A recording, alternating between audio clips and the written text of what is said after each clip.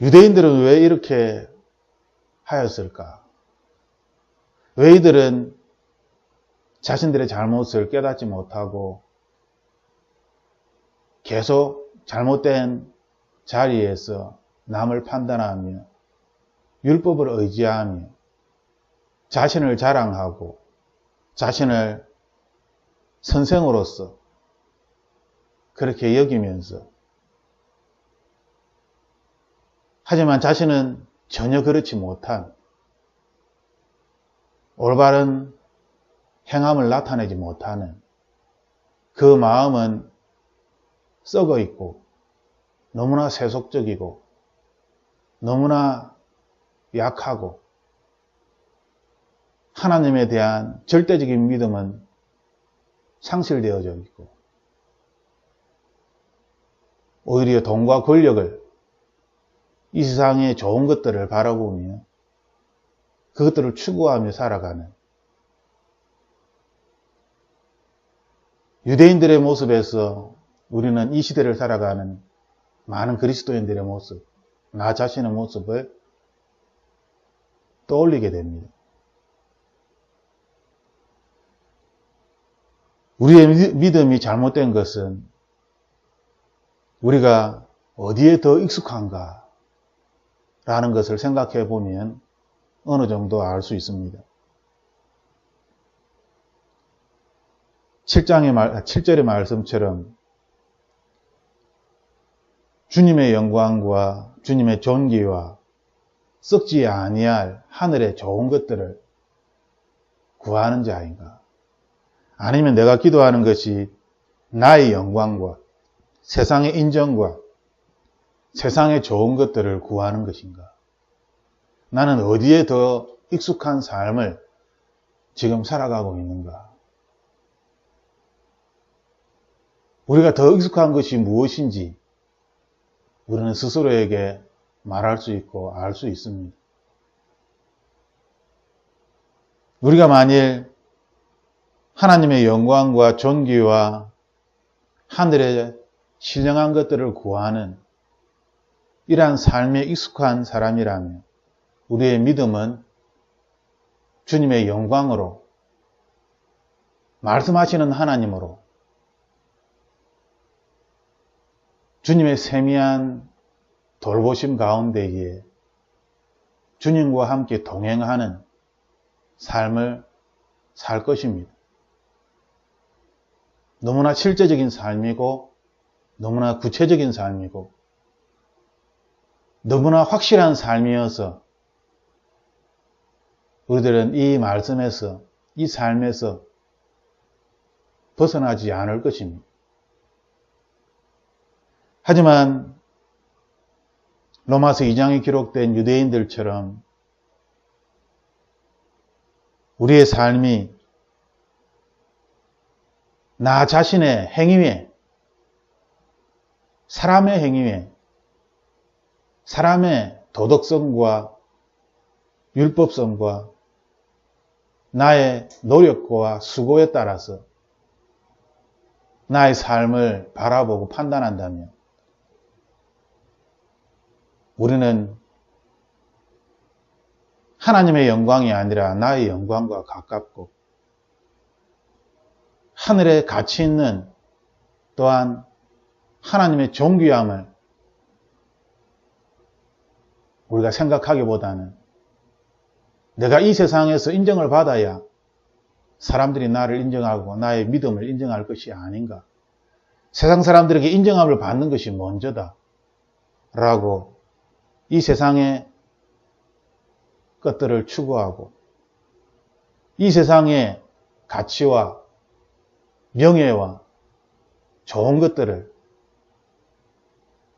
그것을 찾는 것이 옳은 것처럼 이것이 있어야만 사람들에게 인정받을 수 있고 하나님께 인정받을 수 있다 라고 믿는, 이것은 참으로 잘못된 것입니다. 왜냐하면 이것은 회개하지 아니하는 마음, 자신의 고집, 하나님의 것이 아닌 이 세상에 자기 자신의 판단의 근거를 두고 있기 때문입니다. 그러므로 이것은 참으로 잘못된 것이지요. 그런데 우리는 이것이 얼마나 잘못되었는지 잘 알지 못합니다. 우리가 만약 잘못되었다면 하나님께서 벌을 내리셔서 깨닫게 해주시고, 그래서 내가 죄를 짓지 않도록 하나님께서 해주실 것이다 라고 주장하는 것입니다. 우리가 기억해야 할 것은 하나님이 선악을 알게 하는 열매를 먹지 말라고 하고, 또한 먹는 날에는 정령 죽으리라 말씀하셨을 때에 하와가 선악과를 먹었습니다. 먹었음에도 불구하고 죽지 않았죠. 그때 모습은 전혀 변화가 없습니다. 그냥 아이고 맛있네. 먹는 순간 하늘에서 벼락이 떨어져서 하와가 죽었더라면 아담이 죄를 짓지 않았을 텐데, 먹지 말라고 해서 그것을 안 먹어야 되는데, 그런데 사람인지라 하와는 그것을 먹었고, 사람인지라 너무나 연약해서 그것을 먹었다면 하나님의 약속의 말씀처럼 벌을 내려서 즉시 죽게 하시면 아담이 안 먹었을 텐데, 죽이신다고 정령 죽으리라 말씀하셨는데 왜 안 죽으셨습니까? 그것은 하나님의 잘못이 아닙니까? 사람이 알 수 있도록 하나님께서 벌을 주셔야지, 미련한 사람이 깨닫지. 왜 죽이신다고 그렇게 말씀해놓고 선악과를 따먹었는데 하와가 멀쩡한 것입니다. 하나님 스스로 말씀을 어긴 것이 아닙니까? 우리의 탓이 아닙니다. 하나님의 탓입니다. 아담이 하나님께서 하신 말씀처럼 하와가 즉시 벌을 받았더라면 결단코 아담은 먹지 않았을 것입니다. 라고 변명을 하는 것입니다. 그런데 이러한 변명이 지금까지 계속되어지고 있습니다. 하나님의 탓으로 돌리는 것이죠. 만일 하나님이 살아계시다면 이러한 것을 해주시는 것이 맞지 않습니까? 만일 하나님께서 나를 사랑하신다면 이렇게 돌봐주셔야 되는 것이 맞지 않습니까? 사랑의 하나님이신데, 은혜의 하나님이신데, 하나님의 탓으로 다 돌려버립니다. 그리고 회개하지 아니하는 것이죠. 사람의 가장 큰 잘못은 무엇입니까? 그것은 우선순위의 문제입니다. 마귀가 가장 쉽게 사람의 마음을 그릇된 길로 인도하는 것은 이 우선순위입니다. 네가 살아야 다른 사람도 살 것 아니냐. 네가 살아야 하나님을 믿든지 교회를 세우든지 전도를 하든지 자녀를 지키든지, 일단 잘 살아야 전도를 하든지 다른 사람한테 떵떵거리면서 확실하게 부끄러움 없이 하나님의 말씀을 전할 수 있는 것이 아니냐. 니도 이렇게 건강하지 못하고 가난한데 무슨 누구를 전도한다는 말이냐. 네가 먼저 부자가 되고, 네가 먼저 건강해지고, 네가 먼저 자녀가 잘 되고, 그래야지 그 다음에 사람들이 네가 하는 말을 들을 것이다. 조금이라도 귀를 기울일 것이다. 우선순위를 바꿔버리는 것입니다. 그래서 일단 잘 살려고, 일단 건강해지려고, 가장 쉬운 예로 몸이 아프면 먼저 병원을, 의사를 찾습니다. 그리고 난 다음에 기도를 하죠. 그런데 이것이 얼마나 잘못된 것인지, 얼마나 그릇된 자리에 오랫동안 서 있었는지 그것을 깨닫지 못하는 것입니다. 하나님이 아니라 자신의 경험과 세상의 지식과 세상의 것들을 먼저 구하는, 그것으로 해결이 되면 그냥 해결된 것이고, 해결이 되지 않으면 그때서야 하나님께 기도하는, 이것이 얼마나 잘못된 것입니까? 자신에게 필요가 없으면 하나님을 찾지 않는다는 것입니다. 내가 뭔가 할 수 없고 내 힘으로 이길 수 없고 그런 상황이 왔을 때에만 하나님을 찾는다는 것이죠. 즉 내가 잘 살게 되면 하나님을 찾지 않는 것입니다. 내가 할 수 있는 능력이 있으면 굳이 하나님께 기도할 필요가 없는 것입니다. 내가 할 수 있는데 왜 하나님께 기도를 하겠습니까? 그러므로 부자가 세상의 지혜로운 자들이, 지혜롭다고 스스로 이야기하는 자들이 하나님을 만나는 것은 참으로 힘든 것입니다. 왜냐하면 그들은 사람의 교만으로 가득 차 있기 때문입니다. 하나님의 신령한 것이 아니라 이 세상의 지식과 경험과 자신의 것으로 가득 차 있기 때문입니다. 하나님을 믿는다라고 이야기하지만 그 믿음은 사실 아무 의미가 없는, 왜냐하면 하나님의 이름으로 살지 않기 때문에. 실제로 살아가는 것은 하나님의 이름이 아니라 자신의 노력과 자신의 수고와 자신의 지식과 경험으로 자신의 것으로 살아가는 것입니다. 그래서 어떤 순간이든지 어떤 문제이든지 자신이 먼저 자신의 것으로 해결하려고 하는 것이죠. 이것이 최우선 순위에 있습니다. 여기에 너무나 익숙합니다.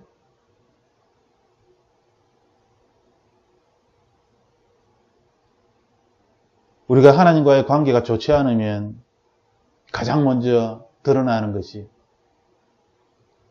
말씀을 잘 읽지 못한다는 것이죠. 말씀을 읽을 때 말씀 속에서 하나님의 음성을 들으려고 하지 않는, 기도를 하되 기도를 하면서 하나님의 음성을 들으려고 하지 않는, 자기 이야기만 실컷 할 뿐, 말씀을 읽을 때에도 지식적으로만 말씀을 그냥 외우고 지식적으로 알 뿐, 상태가 더 악화되면 이제는 말씀 자체도 잘 읽지 않습니다. 기도의 행위도 거의 하지 않게 됩니다.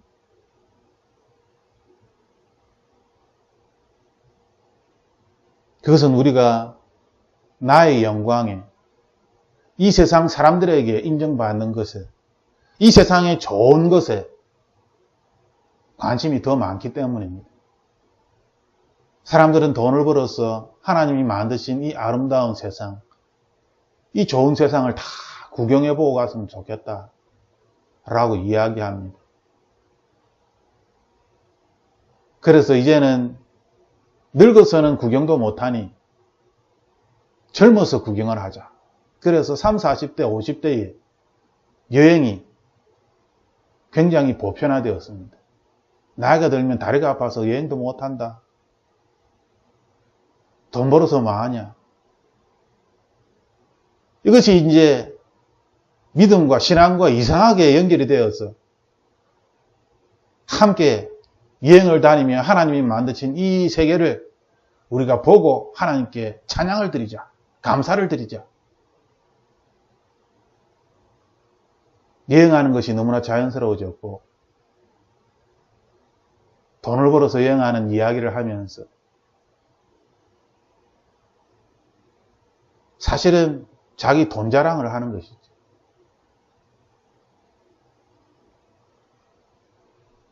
만일 우리가 잠을 잘 때마다 천국에 갈 수 있다면, 천국을 다녀오고 천국이 어떠한지를 우리가 잠을 잘 때마다 하나님을 만날 수 있다면, 굳이 여행을 다니면서 여기가 좋사오니 그러면서 이 나라도 가보고 저 나라도 가보고 그렇게 하겠습니까? 천국과 어떻게 이 세상을 비교할 수 있겠습니까? 잠을 잘 때마다 하나님을 만나고 천국을 다녀올 수 있다면 우리는 결단코 저 나라가 좋다, 저 섬이 좋다, 돈 모아서 저기 가자, 그런 이야기를 하지 않을 것입니다. 하지만 천국은 성경책에서나 읽을 때 우리가 읽게 되는 그냥 지식적인 단어입니다. 내가 죽어서 가야 할 장소이지만 내가 죽어서 가야 할 그 장소도 사실 어떤 장소인지 전혀 모릅니다. 그냥 구원받는다고 하니까, 좋은 데로 간다고 하니까 여기보다는 좋겠지. 그런데 여기에 좋은 곳이 얼마나 많은데 내가 살아있는 동안에는 이 세상에 더 집중하고 내가 살아있는 동안에는 세상 나라에 대하여서 관심을 가지는 것이 당연한 것이 아닌가.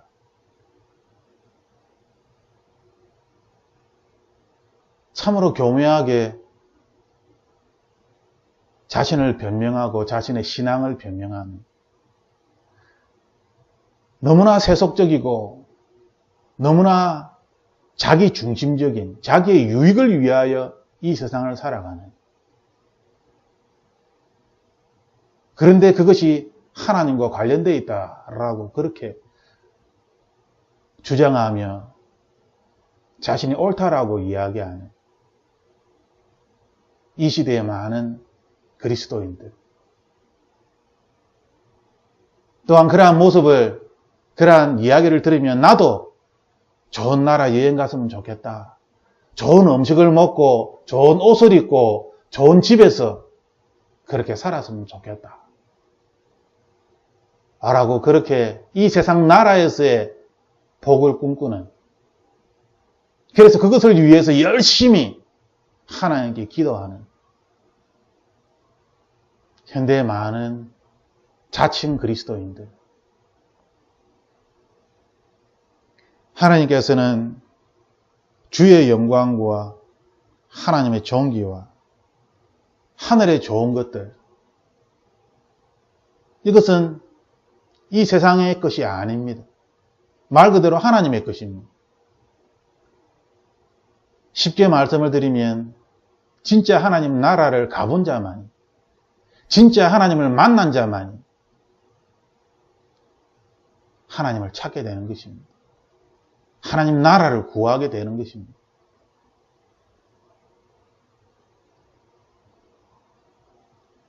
여러분은 어디에 더 익숙합니까? 아직도 내가 영광을 받아야, 사람들에게 인정을 받아야 내가 예수 그리스도를 전할 때에 사람들이 내 말을 들을 거야 라고 그렇게 생각하며 이 세상의 것들을 먼저 찾고 자신의 것들을 먼저 찾는, 이것이 옳다라고 그렇게 여기는 것입니다.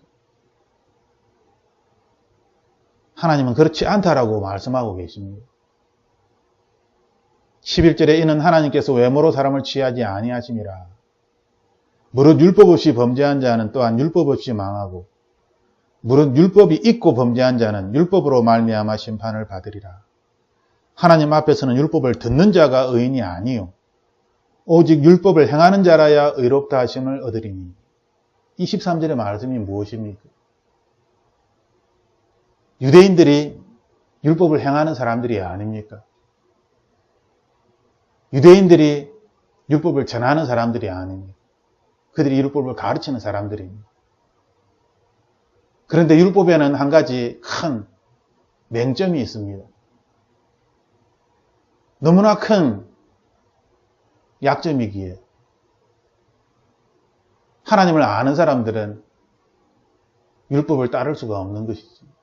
율법을 믿을 수가 없는 것입니다. 그 큰 약점 때문에. 율법의 가장 큰 약점은 무엇입니까? 율법으로는 하나님을 만날 수 없다는 것입니다. 율법으로는 하나님께 의인이라 칭함을 받을 수 없다는 것입니다.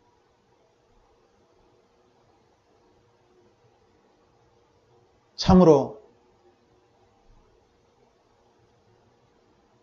아이러니한 그러한 현실입니다.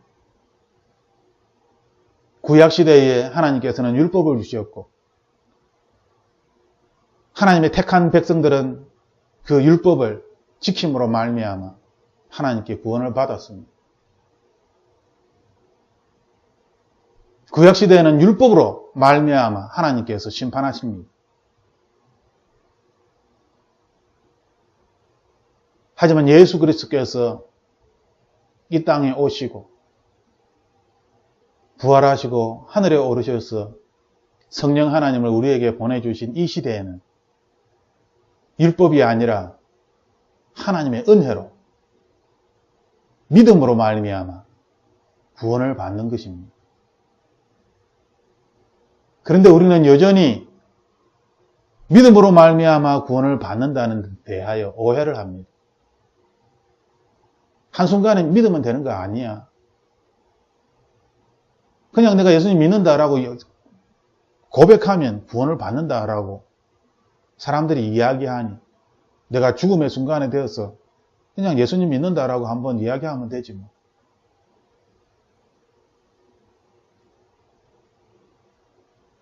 하나님께서는 우리에게 마음으로, 영으로 주님께 나오라 라고 말씀하십니다. 세상 사람들은 마음을 이야기하면 당신이 누구인데 마음을 이야기합니까? 초능력자입니까? 마음을 잃는 독심술을 하는 사람입니까? 마음 이야기하니 사이비 교주 같습니다. 하나님은 우리에게 마음에 대하여 말씀하시고 영에 대하여 말씀하십니다. 영에 대하여 이야기하는 것은 더 어렵습니다. 그것은 점쟁이들이나 이상한 사람들이나 접신하는 더 위험한 것이지. 마음은 차라리 어느 정도 이성적인 논리를 가지고 있다라고 말할 수 있지만 영에 대하여서는 거기에는 이성적인 논리가 없습니다. 그 누가 사람이 영에 대하여 논리를 가지고 이야기할 수 있겠습니까?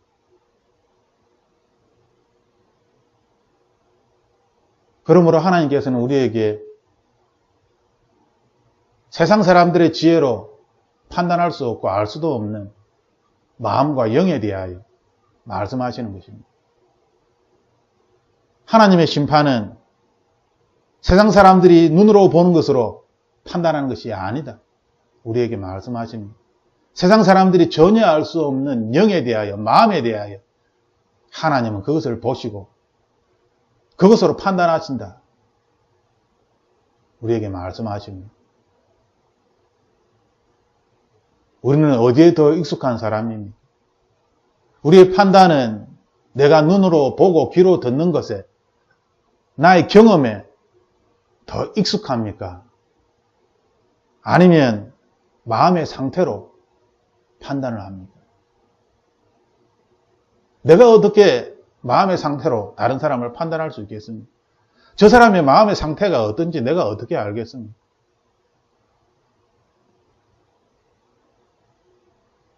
하지만 우리가 말씀을 읽어보면 모든 그리스도인들은 마음의 상태를 판단할 수 있습니다. 하물며 세상 사람들도 마음을 이야기합니다. 아유, 자네 얼굴을 보니까 오늘 마음 상태가 좀 안 좋은 것 같군. 자네 얼굴을 보니까 오늘 아주 기쁜 일이 있는가 보지. 그 마음의 상태를 외모로 나타나는 얼굴의 표정이나 그들이 하는 행동이나 누구에게 갑자기 선물을 사준다든지 좋은 말을 한다든지, 아, 생전 그런 말 안 하더니 오늘 기분이 좋은가 봐. 칭찬을 다 하고, 그들이 하는 어떤 말이나 행동이나 여러 가지의 어떤 것들을 통하여 그들의 마음 상태를 판단합니다. 하물며 하나님을 믿는 그리스도인들이 어찌 마음의 상태를 판단할 수 없다라고 그렇게 말하는 것입니다. 하나님은 마음을 보시는데, 그러므로 우리들도 마음을 보려고 해야 하는 것이죠. 사람의 겉모습으로 그들이 하는 말에 따라서 판단하는 것이 아니라, 아직도 기억이 나는 것은 누군가를 상담할 때 그 사람이 자신에게 유리한 말만 한다는 것입니다. 자기에게 좋은 말만 상담을 할 때 말하는 것입니다. 자신을 포장하여서 자신을 말하는 것이죠. 그래서 상담을 할 때에 그 사람의 말을 진리라고 진실이라고 100% 믿고 상담을 하게 되면 큰 실수를 하게 됩니다. 어려움에 있는 사람들의 대부분은, 그렇지 않은 사람들도 있지만 대부분은 자신의 어려움을 포장하여서, 누군가의 탓으로 포장하여서 그렇게 상담을 받게 됩니다. 그들이 하는 말을 고지고대로 다 듣고 그 상태였던 그 사람이 울면서, 슬피 울면서 하는 그 말이 진리라고 진실이라고 그렇게 받아들였다가는, 그러므로 하나님의 사람으로서 어려움에 처한, 공경에 처한 사람들을 상담할 때 우리는 그 사람의 마음 상태에 대하여 하나님께 물어보는 것입니다. 이 사람이 하는 말이 진실입니까? 하나님께 물어보아야 하는 것입니다. 왜냐하면 자신에게 유리하게 거짓말을 할 수 있기 때문에. 똑같은 상황이지만 남편이 하는 말과 아내가 하는 말이 다릅니다. 아내는 남편 때문에 이런 상황이 일어났다 그러고, 남편은 아내 때문에 이런 상황이 일어났다라고. 같은 상황인데 그 상황을 해석하는 방법은 전혀 다른 것이죠. 원인을 다른 곳에서 찾는 것입니다. 그러므로 한 사람의 말만 믿고 어떤 문제를 진단하는 것은 참으로 어리석은 것입니다. 세상 사람들도 그것을 다 알고 있고 그렇게 하지 않는데, 세상 사람들도 마음에 대하여 마음을 우리가 깊이 알아야 된다. 마음을 연구하고 마음에 돌을 쌓고 마음을 더 중요시하는, 태도를 더 중요시하는, 세상 사람들도 그러한데 하물며 하나님의 사람인 우리들은 오히려 마음에 대하여 이야기하면 굉장히 큰 거부감을 나타내는 이러한 시대에 우리는 살아가고 있습니다. 그 이유는 우리가 신앙생활을 할 때에 눈에 보여지는 대로 판단을 하고 눈에 보여지는 것을 하나님께 복으로 구하기 때문입니다. 눈에 보이지 않는 하늘의 신령한 것들을 하나님께 구하는 것이 아니기 때문입니다. 하나님께 인정함을 받고 하나님의 사랑을 실제로 느끼고 하나님의 세미한 인도하심을, 돌보심을 순간마다 깨닫는 이러한 삶에 익숙한 것이 아니라, 하나님은 온데간데 없고 세상 사람들과 똑같이 돈이 항상 돈 타령입니다. 항상 건강 타령입니다. 3개월 전에 의사가 아무 문제가 없습니다 했는데 갑자기 3개월 지나서 암, 사기, 말기, 암입니다 라고 이야기하는 것이 현실이 아닙니까? 그런데도 우리는 여전히 세상 사람들과 똑같이 우리가 병원에 자주 가서 진단하고 내 몸을 잘 관리하고 내가 하는 어떤 몸 관리하는 것에 따라서 나의 건강이 100세까지도 살 수 있다고 생각하는, 생명의 주인이 하나님이신데 건강을 관리하지 말라는 것이 아니라 저는 우선순위에 대하여 이야기하는 것입니다.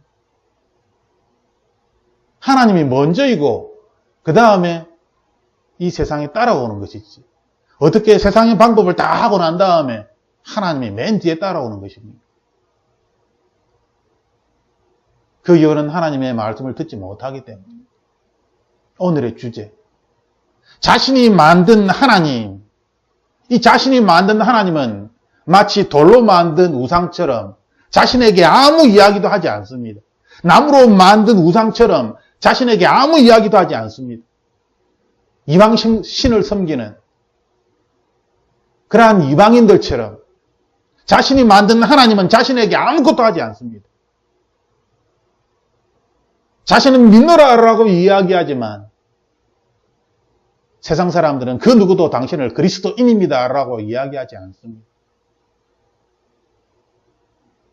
저 사람처럼 믿으려면 교회에 안 나가는 게 좋을 거예요. 나는 안 믿을 거예요. 엄마처럼 아빠처럼 믿으려면 나는 예수님 안 믿을래.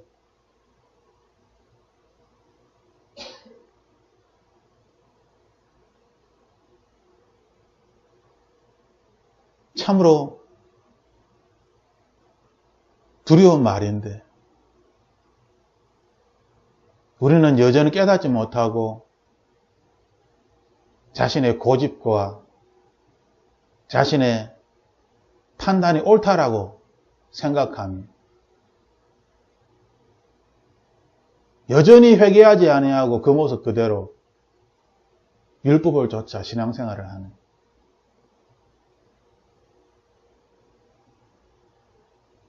기억을 하십시오. 엄마 아빠처럼 된다면 나는 예수님을 믿지 않을 거예요.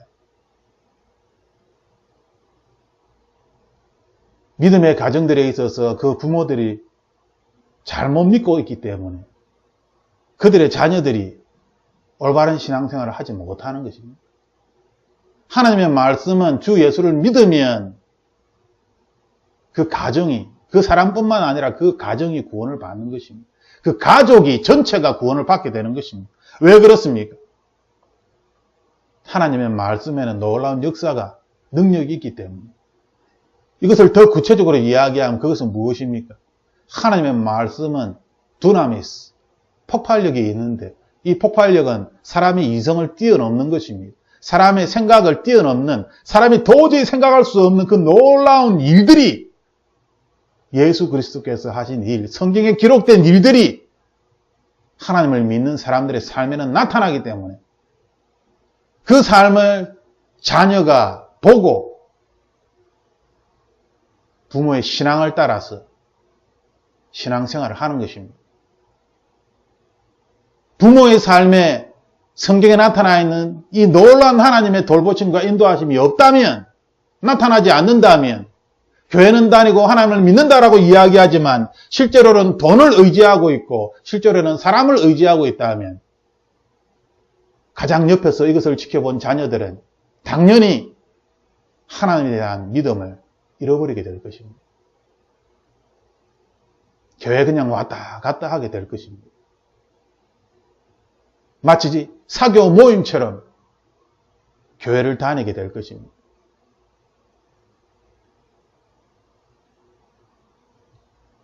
하나님 앞에서 율법을 듣는 자가 의인이 아니요 오직 율법을 행하는 자라야 의롭다 하심을 얻으리라. 어떻게 율법을 행할 수 있습니까? 율법을 행한다는 것은 사람으로서는 한계가 있는 것입니다. 바리새인들이 그렇게 철저하게 율법을 지키려고 하였지만 예수님께서는 그들의 모습을 보며 저 회칠한 무덤 같은 자들이라고 욕을 하십니다. 뱀의 자식들, 독사의 자식들아, 마귀의 자식이라는 것입니다. 예수님께서는 신랄하게 바리새인들의 모습에 대하여서 비판하셨습니다. 하지만 세상 사람들은 오히려 바리새인들을 존경합니다. 가장 큰 차이점은 무엇입니까? 세상 사람들은 그들의 겉모습을 바라보며 율법으로 뭔가 행하려고 하는 이 미숙한 어린아이와 같은 이 미숙한 자들의 모습을 세상 사람들은 그래도 좋아하는 것입니다. 하지만 예수님은 율법으로는 하나님께 나아갈 수 없기 때문에 율법은 죄를 깨닫게 하는 그 기능이 있을 뿐이지 율법을 이룸으로 말미암아 율법을 이룰 수가 없는 것입니다. 사람으로는 이것을 할 수가 없기 때문에 예수님께서는 율법으로서 하나님께 나아가려고 하는 그것이 옳다라고 주장하는 이 바리새인들에 대하여 신랄한 비판을 할 수밖에 없는 것이지. 안타까운 것은 지금도 우리들은 이 유대인들처럼 우리 자신의 신앙을 포장하고 나의 선행과 노력으로 이제 연말이 되어 갑니다. 구제단체 그냥 구제를 하면 하나님의 상을 받는 것이고, 구제단체에서 그 돈을 어떻게 사용하는지 어떻게 관리하는지는 전혀 관심이 없습니다. 그것은 구제단체에서 알아서 할 일이고, 나는 내가 열심히 번 돈, 피땀 흘린 돈, 이것을 가난한 사람들에게 주었습니다 라고 하는 이 구제 행위를 하였다는 것이지.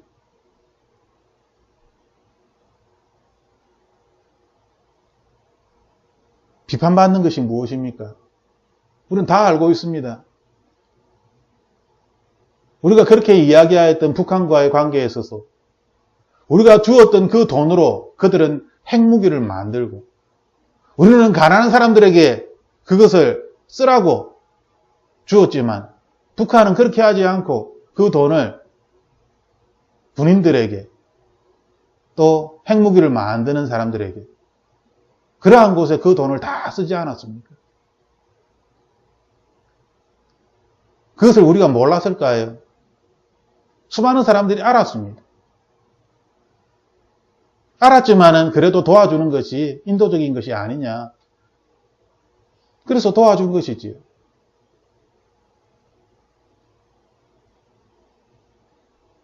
어떻게 사용되든 그거는 내 알 바 아니고, 우리는 우리 할 일을 좋은 일을 했다라는 것입니다. 과연 하나님도 그런 식으로 판단하실까? 우리는 생각해 보아야 합니다. 내가 그냥 구제단체에 돈을 주기만 하면 1억을 기부하고 10억을 기부하면 하늘에 큰 상을 받을 거야. 큰 착각입니다.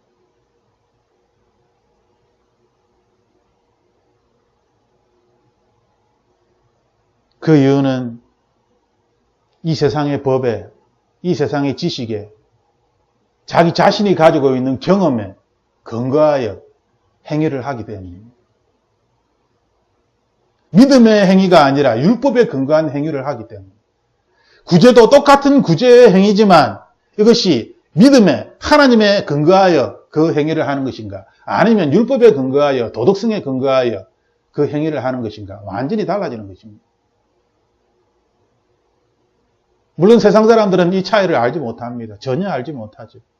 하지만 그리스도인이라면 마땅히 우리는 그 차이를 구별할 수 있어야 하는 것입니다. 유대인들도 당연히 구별합니다. 말씀해 보면은 유대인들도 하나님의 선한 것이 무엇인지 알고 있다, 구별한다라고 그렇게 로마서 2장에 기록하고 있습니다. 참과 거짓을 구별할 수 있습니다. 문제는 우리가 구별하는 데 머무는 것이 아니라 정말로 하나님의 진리인 말씀을 행하는 것입니다. 진리의 행위를 하는 것이지, 믿음의 행위를 하는 것입니다.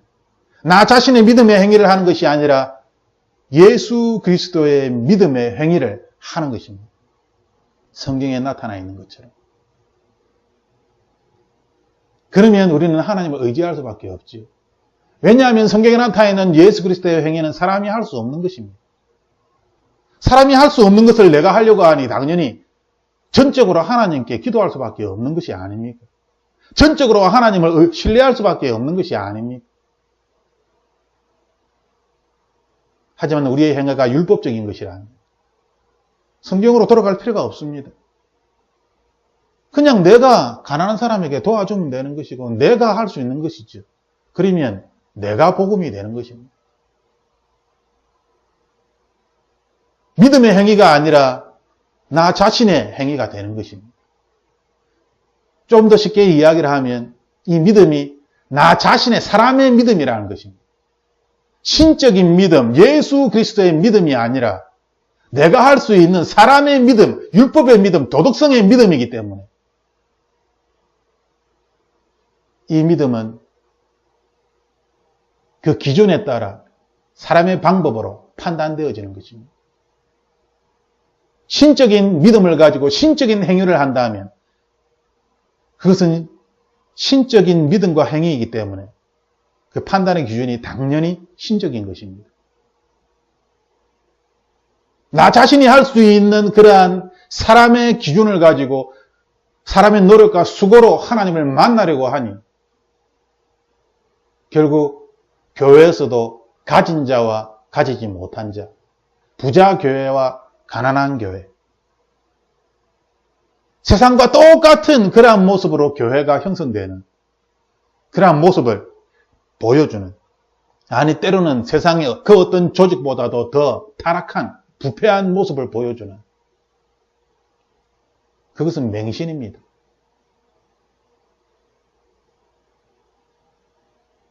하나님께서는 우리에게 유대인이라 불리는 네가 율법을 의지하며 하나님을 자랑하며 율법의 교훈을 받아 하나님의 뜻을 알고 지극히 선한 것을 분간하며, 유대인들은 이렇게 할 수 있다는 것입니다. 이렇게 한다는 것입니다. 왜냐하면 하나님께 선택을 받았기 때문에.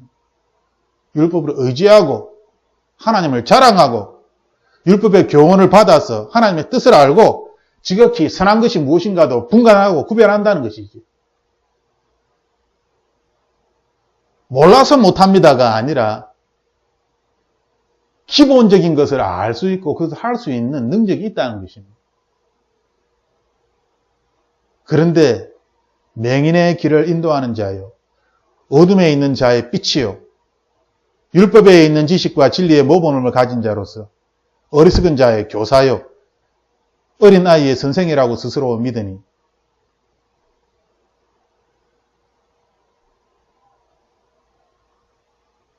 이 시대가 참으로 은혜의 시대인 것은 사람의 행위로, 율법으로 하나님께서 판단하시는 것이 아니라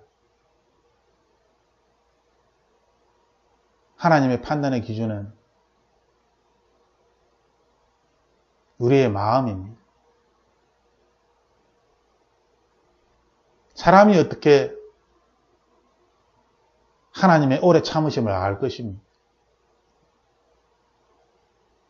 세상 사람들은 하나님이 얼마나 오래 참고 계신지 알지 못합니다. 하나님을 곧 믿은 초신자들도 하나님이 얼마나 오래 참고 계시는지 알지 못합니다. 하나님의 선지자라고 하는 사람들도 하나님이 얼마나 오래 참고 기다리시는지 잘 알지 못합니다. 하박국 선지자가 그러지 않았습니까? 구약에 있는 많은 선지자들이 하나님께 그렇게 질문을 하였고 그것을 성경으로 기록하였습니다. 우리에게 남겼습니다. 도저히 하나님이 이해가 되지 않습니다. 요나처럼 저 백성을 왜 용서해 주십니까? 나는 가기 싫습니다. 내가 말씀을 전하면 그들이 회개할 것을 내가 압니다. 저들이 하나님께 용서를 받아서 우리와 같은 하나님의 자녀가 되는 것을 나는 원치 않습니다. 저들이 얼마나 악한 민족인데. 요나가 하나님의 그 인자하심을 알기 때문에 가지 않았지. 다른 선지자들도 마찬가지입니다. 성경의 기록을 보면은 하나님이 왜 선한 사람들은 이렇게 핍박을 받고 어려운 가운데 고통 가운데 있는데 저 악한 자들은 저렇게 잘 먹고 잘 사고 떵떵거리면서 저렇게 교만하게 삽니까? 이해하지 못합니다. 도저히 이해가 안 됩니다. 하나님께서 말씀하시기를 내가 심판한다. 그들의 끝을 보아라. 잠시 잠깐이다.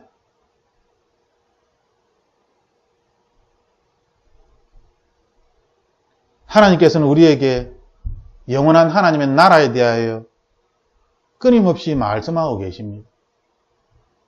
구약 성경이나 신약 성경이나 동일합니다.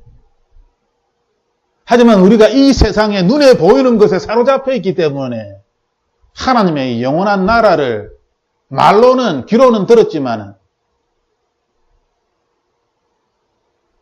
사실은 믿지 아니하는 것이죠.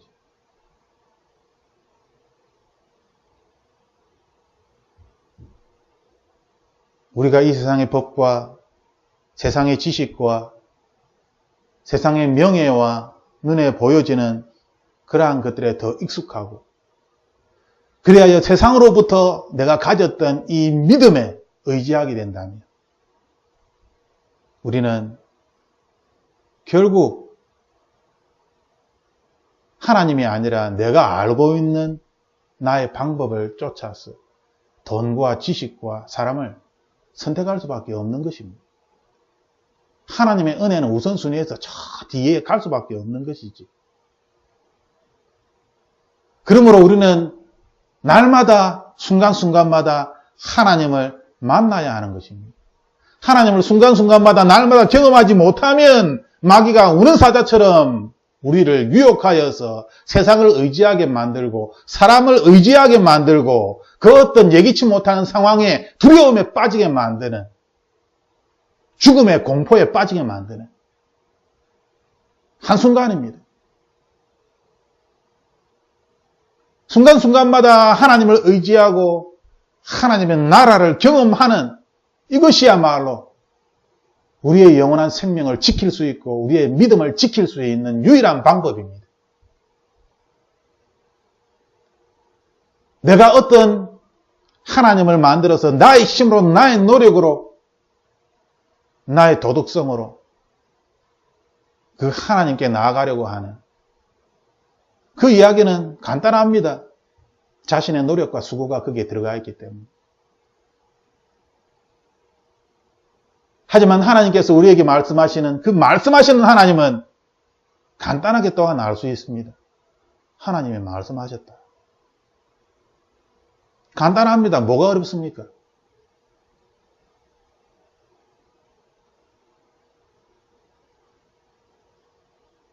성경은 지극히 단순하고 간단하다라고 말하는데 우리가 율법으로 십계명에서 또다시 규례를 만들고 조례를 만들고 교훈을 만들고 수많은 교리를 만들어서 신앙생활을 한답시고 어렵게 만드는 뭔가 아는 체하고 남을 가르치려고 하는 유대인들처럼 결국 하나님을 참되게 만나는 것이 아니라 여러 가지 교리와 율법 신앙으로 신앙을 헷갈리게 어렵게 만들어서 자기도 헷갈리고 다른 사람들도 어렵고 그 가는 과정 속에서 이것은 과정이다. 조금만 기다리면 조금만 더 가면 된다. 조금만 더 가면 된다. 그럼 하나님을 만날 수 있다. 그런 엉터리에 속았어. 지금 하나님을 만나지 못하면 아무 의미가 없습니다. 오늘 밤에 하나님께서 나를 데려가신다면 그것이 무슨 유익이 있습니까? 지금 하나님에 대한 믿음을 가지고 있어야 하나님께서 오늘 밤에 오셔도 주여 어서 오시옵소서 감사합니다 하면서 하나님께 갈 것이 아닙니다. 성경은 끊임없이 지금을 이야기하는데 우리는 끊임없이 과정을 이야기하며 좀 더 계속 미뤄지는 거. 그러면서 계속 세상 속에 그대로 머물러 있는 세상 속에 계속 머물면서 회개를 하고 빠져나와야 되는데 회개를 하지 아니하고 그대로 있는 이 자체가 하나님 보시기에는 너무나 교만하고 너무나 어리석다는 거죠.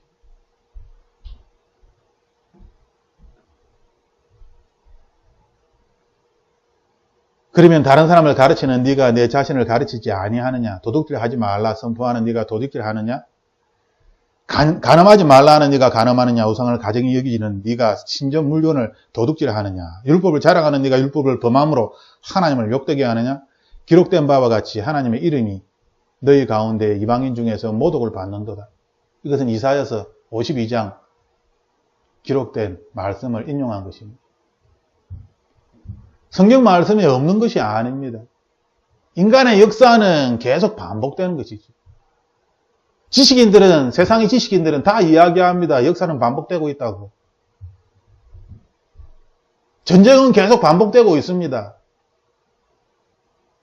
사람의 역사는 계속 반복됩니다. 그건 뭐 별 것 없습니다.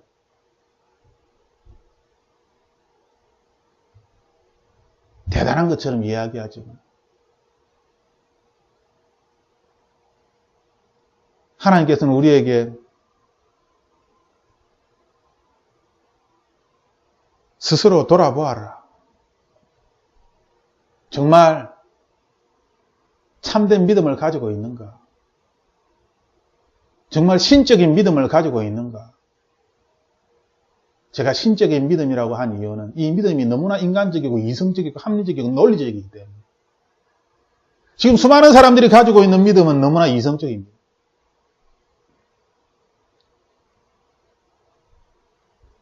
하지만 성경에 기록된 믿음은 다 신적인 예수 그리스도가 가지신 예수 그리스도의 믿음, 하나님의 믿음.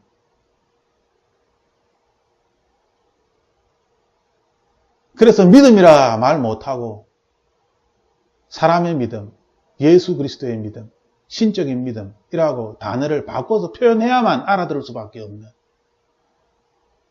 그러한 힘든 시대에 우리는 살아가고 있는 것입니다. 로마서의 이 2장의 말씀엔 유대인들이 누구겠습니까? 이 시대에. 주이십니까? 아닙니다. 이미 2000년 전에 예수 그리스도께서 오셔서 성령 하나님을 보내주시고 이제 수많은 나라들이 하나님을 믿습니다. 기독교 국가가 얼마나 많습니까? 지금 이 시대에 하나님께서는 교회 다니는 많은 사람들에게 말씀하시는 것입니다. 바로 네가 유대인이고 바리새인이다. 나를 만나야 되는데, 내 안에 살아야 되는데 여전히 세상에서 살고 여전히 율법에 갇혀서 살고 여전히 세상의 좋은 것들을 탐하면서 자신의 유익을 위해서 살아가는. 그러므로 우리가 바로 유대인이다 라고 하나님께서 말씀하시는 것이죠. 율법으로는 의를 이룰 수가 없습니다. 죄를 깨닫게 할 뿐입니다. 반드시 우리는 이것을 기억해야 합니다.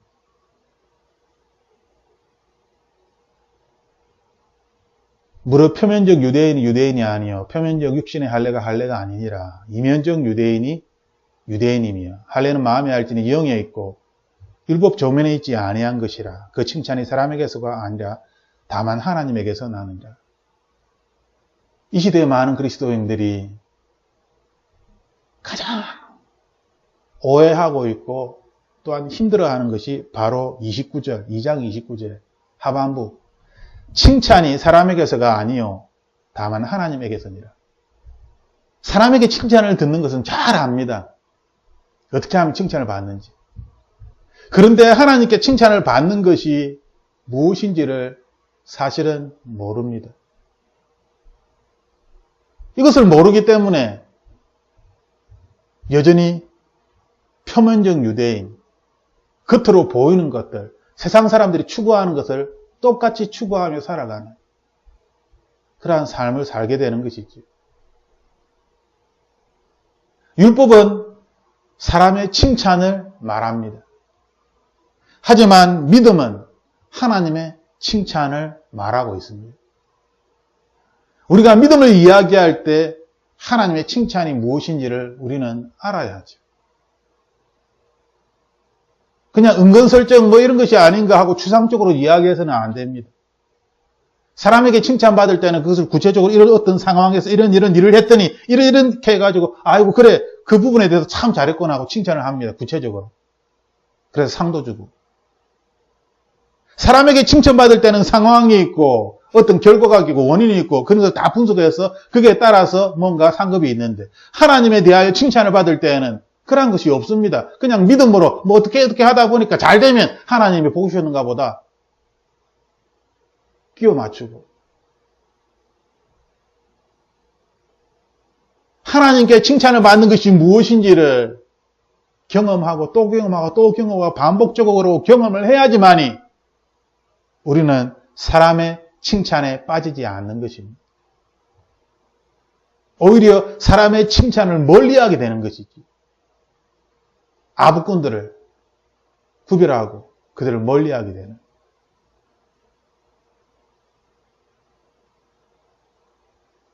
현대의 많은 그리스도인들이 하나님께 칭찬을 받는 이것이 무엇인지를 직접적으로 알지 못하기 때문에 이것을 하나님께 구해야 하는 것입니다. 이것을 알아야 하는 것입니다. 그래야지만 우리의 믿음이 믿음으로 자라갈 수가 있는 것이지. 이 하나님의 칭찬은 나 자신의 노력에서 나오는 것이 아닙니다. 이 하나님의 칭찬은 말씀에서 나오는 것이며 말씀을 듣고 그대로 순종함으로 말미암아 하나님의 칭찬이 나오는 것입니다.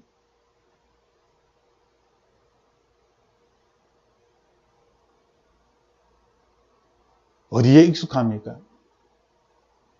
하나님께 칭찬받는 것에 익숙합니까? 아니면 사람의 칭찬을 받는 것, 이것을 쫓아서 이걸 추구하며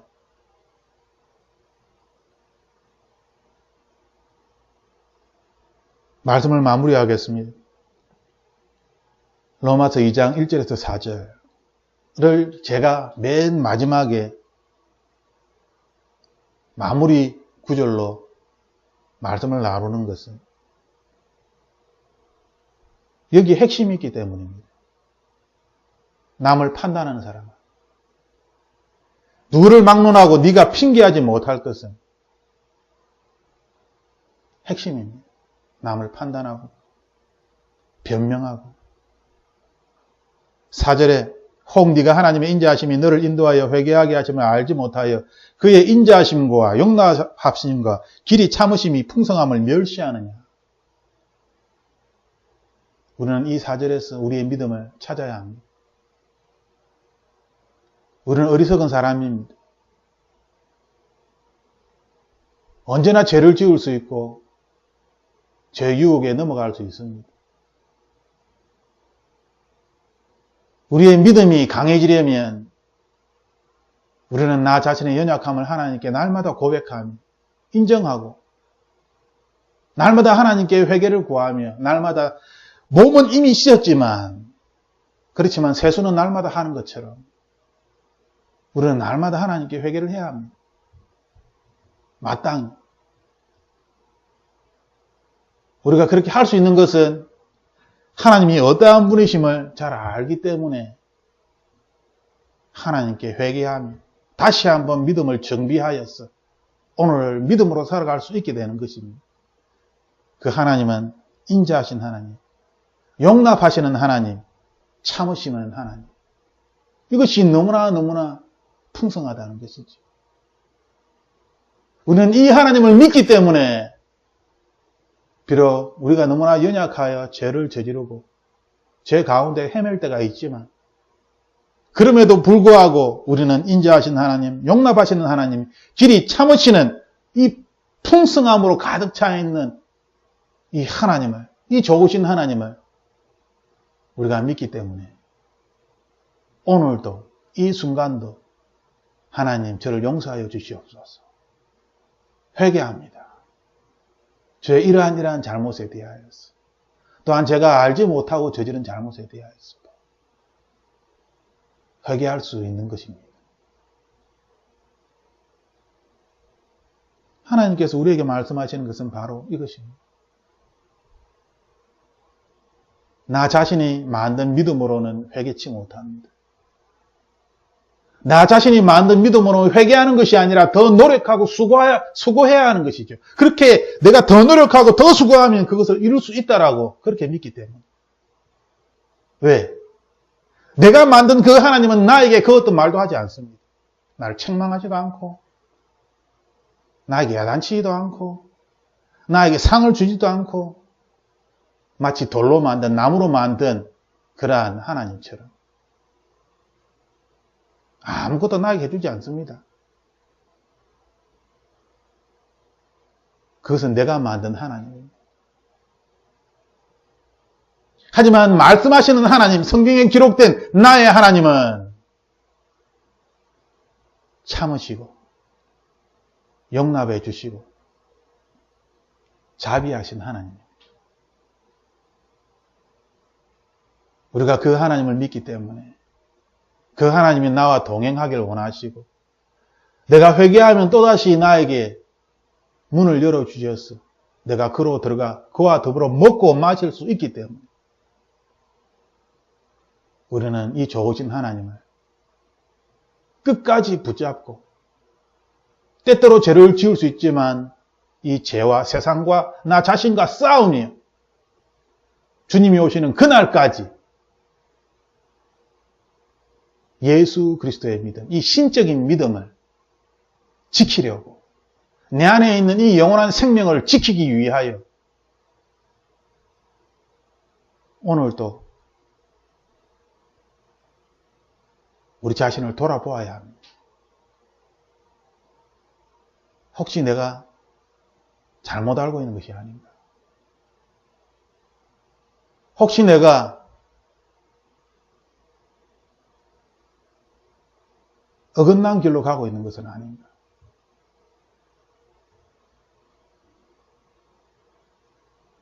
말씀하시는 하나님, 그분을 만나야 합니다. 그분과 동행해야 합니다. 그것이 생명의 길이며 그 길을 걸어갈 때야만이 우리의 영혼이 살아날 수가 있습니다. 우리의 몸이 살아날 수가 있습니다. 이 한 주간 그 하나님을 만나며 동행하는